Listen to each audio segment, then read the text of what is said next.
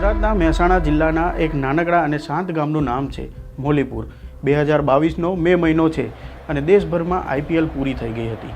સ્ટેડિયમની lights બંધ થઈ ગઈ હતી અને ક્રિકેટ હવે સ્કોર કાર્ડમાં જ જીવતું હતું।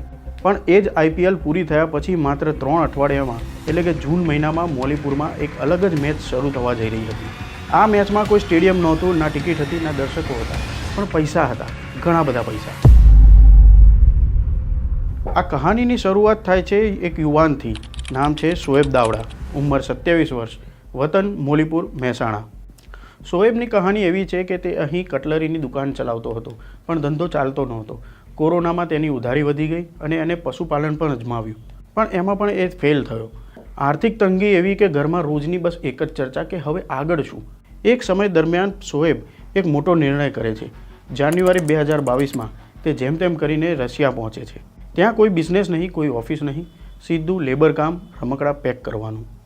પણ રશિયામાં શોએબને એક વાત સમજાય છે કે અહીં ક્રિકેટ માત્ર રમત નથી પણ એક ધંધો છે।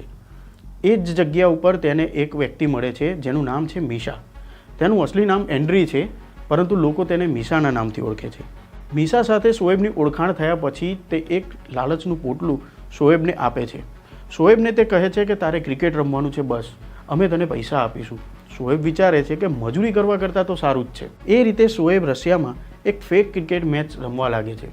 કોઈ ગ્રાઉન્ડ નથી, કોઈ દર્શક નથી, પરંતુ સ્ક્રિપ્ટ છે। ક્યારે 6 જવાની છે, ક્યારે આઉટ થવાનું છે, બધું જ પહેલેથી નક્કી હતું।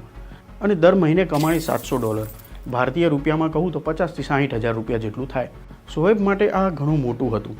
થોડા જ મહિનામાં તે સારી એવી કમાણી કરે છે, પછી તે ભારત પાછો આવે છે, પણ રમત અહીંયાથી પૂરી થતી નથી। એક દિવસ રશિયાથી મીશાનો તેને ફોન આવે છે અને કહે છે આ જ કામ તારે તારા ગામમાં શરૂ કરવાનું છે। દર મહિને તને 60,000 રૂપિયા મળશે અને પૈસા હવાલાથી પહોંચી જશે।